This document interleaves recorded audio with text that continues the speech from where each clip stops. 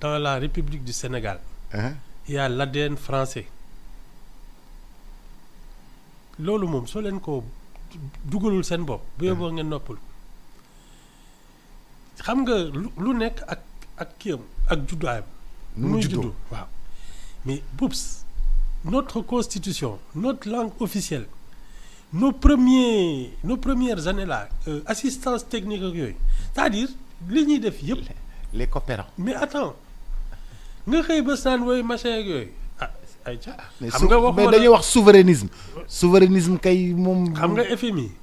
influence su France. daf ci am le directeur du FMI chaque fois c'est un Français wala loolu seetloo ko. voilà xam nga fu mu nekk nii le président est reçu par le MEDEF le patronat français. le mouvement des entreprises françaises. waaw. te sa ñoom premier ministre bi day dem séminaire gouvernemental. gouvernement Sénégal dañuy dem séminaire. dañuy dem renforcement de capacité. waaw. Ça c'est normal Ibou. yéen kay woon ngeen dem Russie wala Angleterre seet. non renforcement de capacité la ñuy def. Ibou Boubs c'est normal. Boubs waaw. nee naa la politiciens yi li ñu wax daaw dañu ko wax déwén c'est tout. yéen a ngoog daal yéen a fi noonu France dégage. non loolu benn mouvement kese la ça n'a rien à voir ak. ki fi noonu il faut que la France ôte son genou de notre cou kan la. mais boobu France daf ñoo xoj aussi. France mosuñu xoj Boubs c'est nous qui ne travaillons pas il faut être honnête avec soi-même jël yow da ngay toog fii liggéeyoo dara loo xam ba pare après toog. Tu veux faire porter la responsabilité aux autres pays. Toi, tu ne travailles pas. Il faut arrêter ça. Ce sont les Sénégalais qui ne travaillent pas. Ils ne sont pas à la hauteur.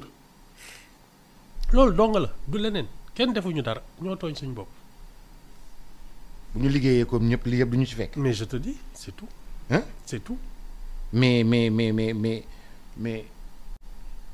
waxtaan ak MEDEF entreprise yu France. waaw. kañ li ñuy waxtaan ak entreprise yu Sénégal. non mais c'est d'abord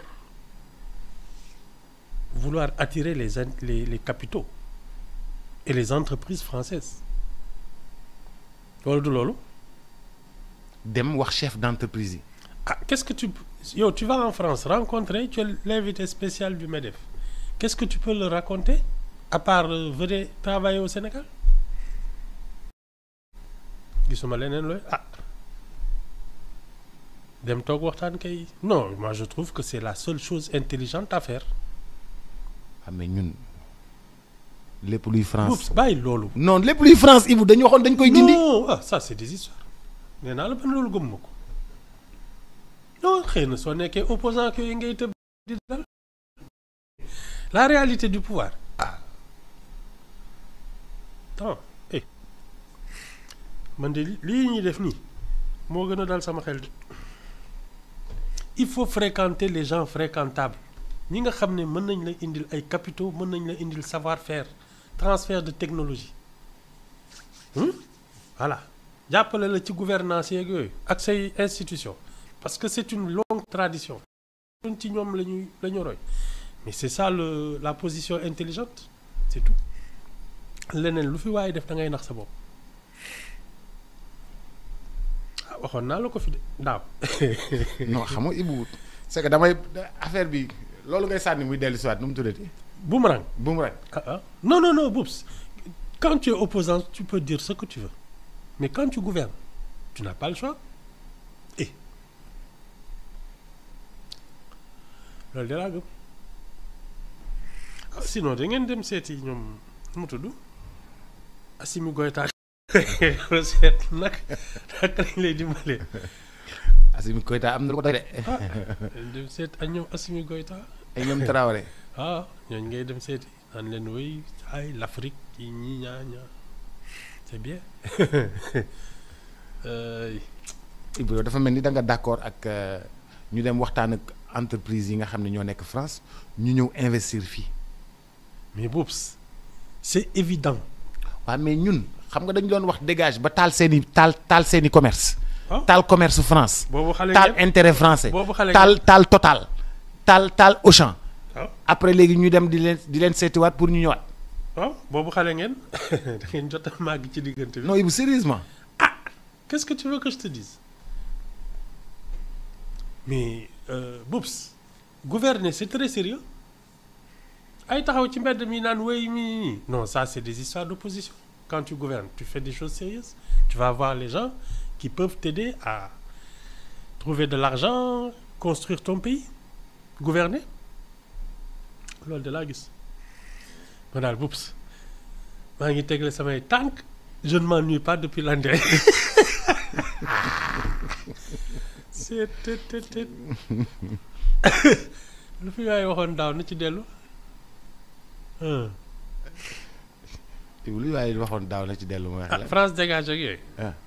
mi ngi nii de dinañ ko fi gëj a dégg France dégage. mais naka la ñu mën a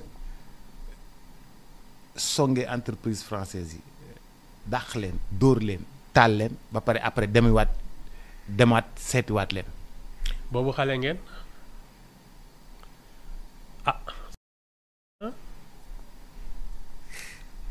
qu'est-ce que je veux que je t'explique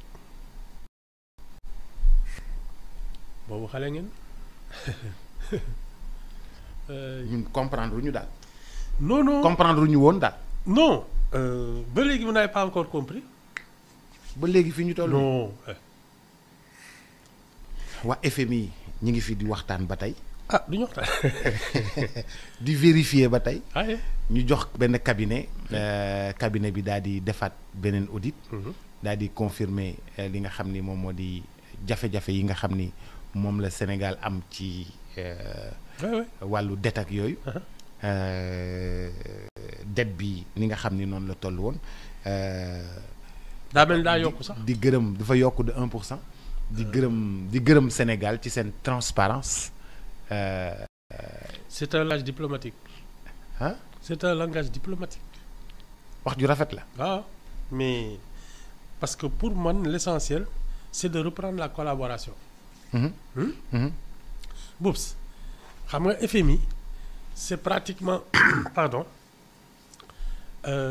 une officine française. Oui. Tu n'as pas remarqué que gaa ngi dellu France FMI ngi fi. loolu tam xajul sa bopp. président dem na premier ministre mi ngi waaj a dem. France mu ngi FMI. waaw mooy France mi ngi fi. waaw. li ma la wax kay du deñ c'est un retour à la norme c'est tout. Tu n'as pas les moyens de faire le malin. C'est tout.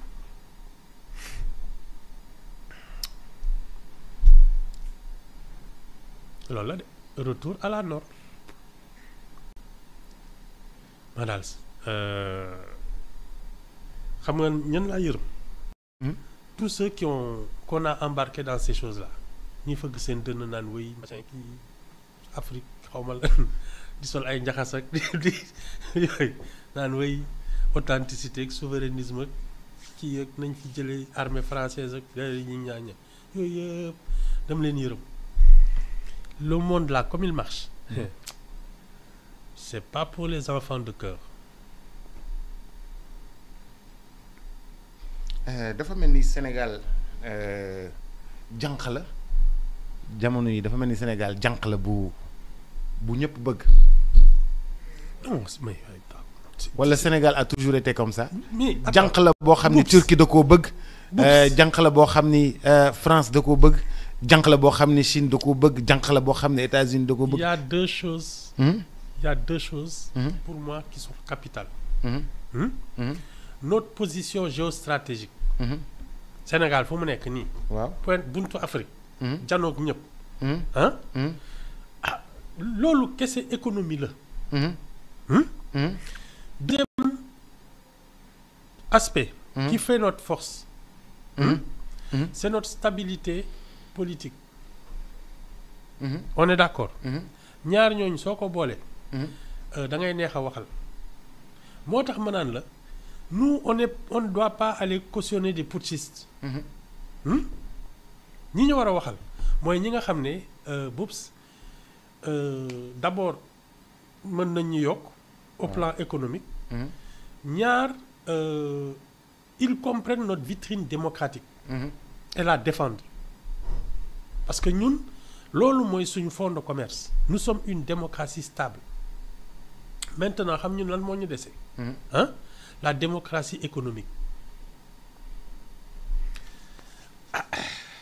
c'est tout loolu de mooy suñu point faible démocratie économique le mérite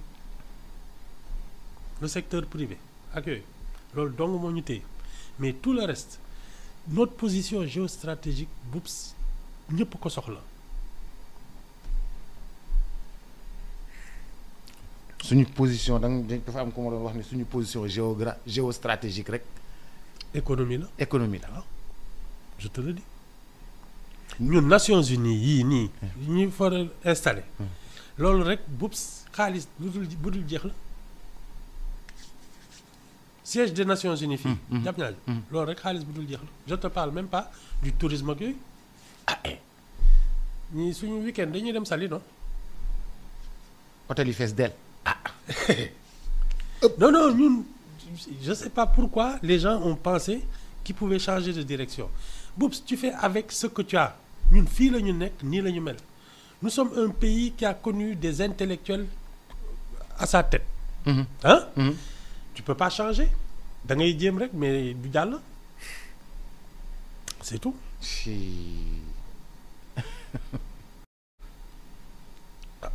man kat li ma dañu kon ñun dañoo xawoon a juum tuuti rek mais ñu ñëwaat ci yoon bi. ah waaw on peut dire ça comme ça. mu ne ko on peut dire ça comme ça diplomatique na. da ngeen xawoon a kii. da ngeen xawoon a gëlëm tuuti. ah c'est ça ah ça demandait tu sais BOUPS xel ngay xalaatee. doo xalaatee dënn. xel ngay xalaatee doo xalaatee dënn. mer ak yooyu di xataraay. waaw mais ñun xam nga suñu population loolu la ñu imposé woon fan yii nii. mais on quelque temps yii ñu génn. depuis suñu population. waxi dënn la ñu imposé woon. ah. guerrier la ñu imposé woon. ah parce que quand tu trouves des gens fâchés. nga ne ñu ñoo bokk mer. mais jiite leen. oui c'est ton fonds de commerce. mais. xëy na ça peut mobiliser des énergies ak yooyu ngeen di toj di kii ak yooyu dem voter ji pour daaneel ñi fi ne mais kenn du gouverner ak mer gouverner. ah xel moo koy def. Change de chapitre. J'ai regardé et écouté avec beaucoup d'intérêt la sortie du président de l'Assemblée nationale. On n'a jamais vu des présidents de l'Assemblée nationale faire autant de sorties parce que c'est un politique très politique qu'il sort énormément, qu'il parle énormément. man yëguma sax yi muy wax. waaw non mais. ah non de toute façon. parce qu'il est très politique qu'il. Pas spécialement hein. man je sais pas je connais pas ses scores ak yooyu. Et on verra dans les années qui viennent. Mais ñoom dañu am. C'est l'homme qui maîtrise le Jolof. Hein? C'est l'homme qui maîtrise le Jolof, qui a fait gagner au Jolof. C'est bien. man daal xamaluma ko dara. Mais ça ah. xamaluma ko dara. mais Ibou da nga war xamaluma ko dara da nga leen war a topp de très près. lii BOUPS. xam nga man mooy li ma la li ñu doon wax léegi ci affaire ay France dégage ak yooyu. xam man am na ay wax yoo xam ne soo koy wax. je n'écoute pas la suite. parce que damay ne kii day nelaw pour l'instant. waaw bés bu ñu commencé di wax loo xam ne mën naa ko dégg je vais m'intéresser à leur cas mais yii ñuy wax nii ak yii ñuy def non wula baal naa leen ko damay bañ surmené. ñii ku leen topp da ngay surmené.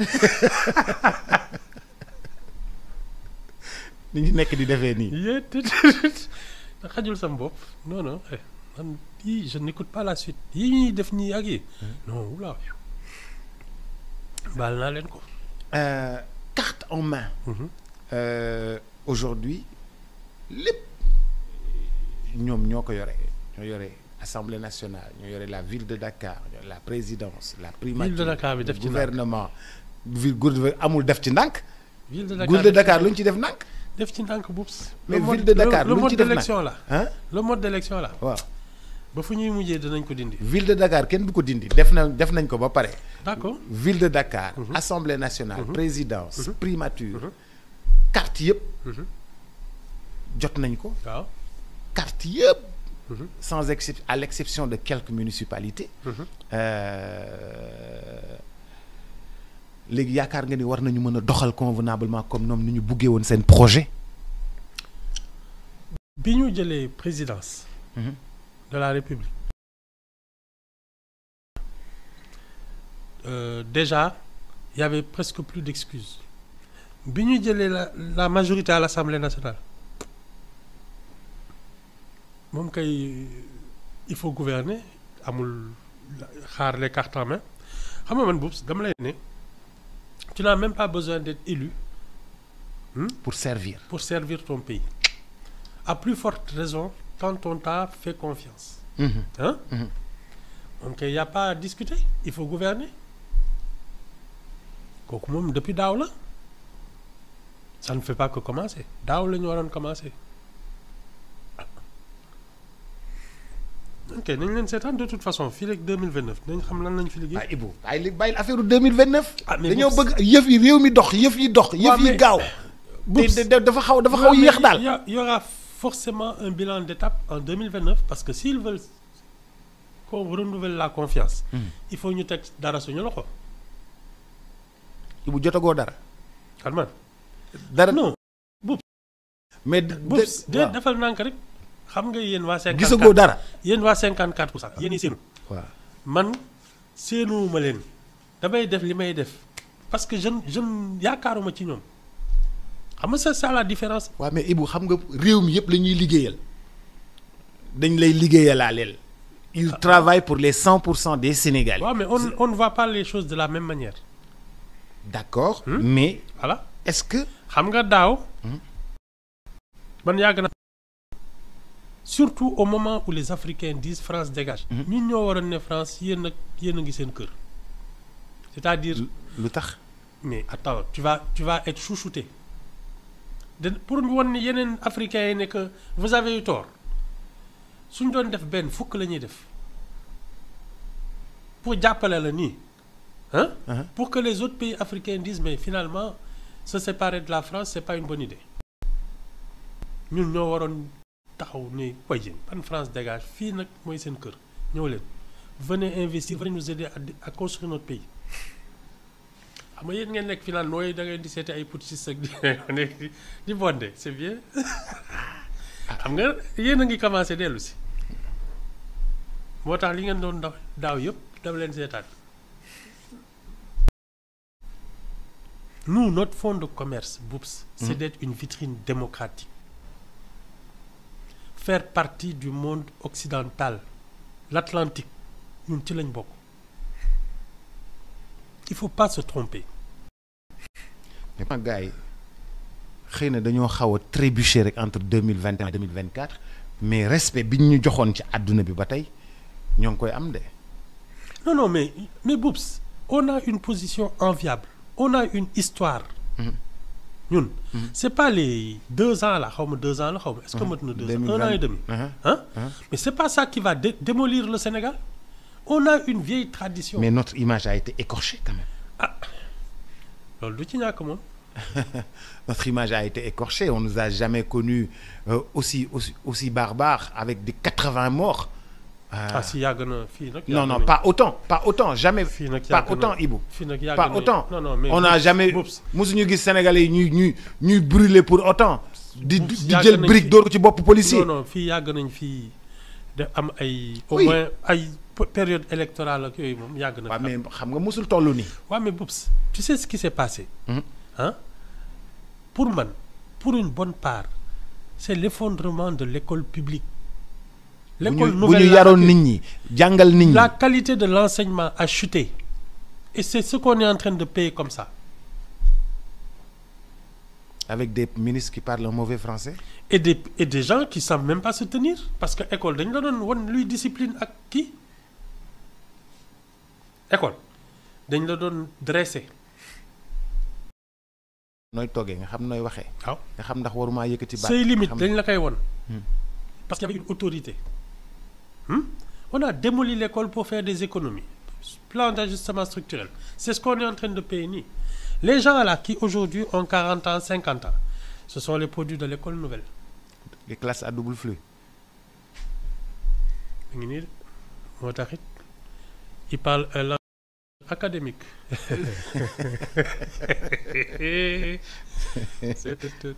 Tibou ñun ñi am 40 ans ñun ñi am 50 ans ñun ngay jéem a kii noonu. ñun dañoo jàng de. moo tax it yéen a ngi sol ay vesti yu orange ak. dañoo jàng. da ngeen doon këru. dañoo jàng bu normal. oui dëgg la. di wax. gis naa loolu. français bu normal mais nag. trébucher sur la langue de l'autre des fois c'est possible. non. Trébucher sur la langue de l'autre. C'est pas la langue de l'autre. C'est la langue officielle. C'est ton instrument de travail. C'est pas la langue de l'autre. C'est ton instrument de travail. C'est ton outil. Je ne maîtrise pas mon outil de travail. C'est de ça qu'on parle. Moi, tu as présenté à loi, nous avons rejeté. C'est ça? Mais nous avons rejeté. C'est la vieille école. Hein? C'est la vieille école. Il n'y a que la vieille école qui est vraie. Ah, en tout cas, il y a une fracture. L'école nouvelle là, avec le fait à mon avant, c'est net. Bu Abdourahim Agne waxaat nga kontaan. Bu Djibo Ka waxee nga signé. Non, c'est heureusement qu'il y a eu le privé catholique. Heureusement qu'il y a eu le privé catholique. Ah oui.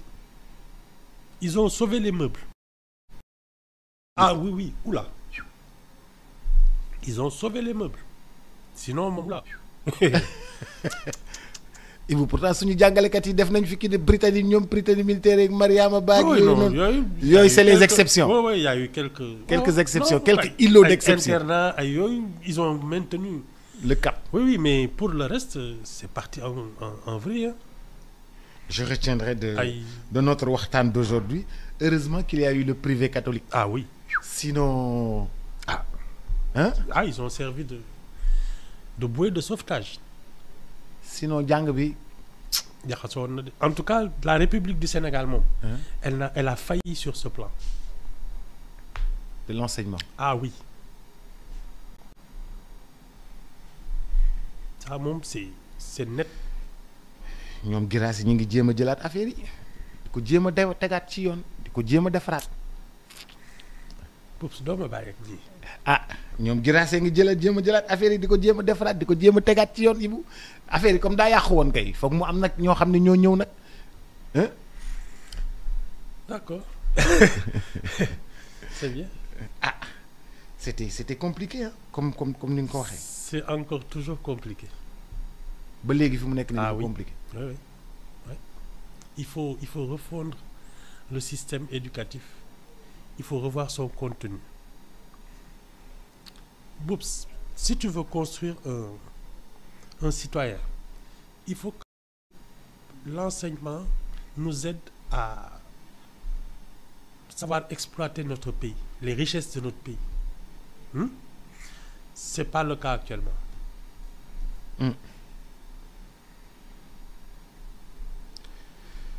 li ñuy def daal dañuy jàng nii rek mais jàngaluñ ñu nu ñu exploiter suñu pays quoi. Oui, non, c'est ça. C'est-à-dire que tu crées beaucoup de bureaucrates, alors qu'un pays ne se construit pas dans la bureaucratie. Ça doit être la minorité. Bah pareil, les gens qui vont servir l'État, la République, ça doit être l'élite, les meilleurs. Les classes d'excellence là, nous sommes destinés à servir le public. Mais filles, maintenant, depuis quelque temps, quand tu as un bon niveau, tu vas dans le privé. Quand tu es excellent, tu vas dans le privé. C'est ça.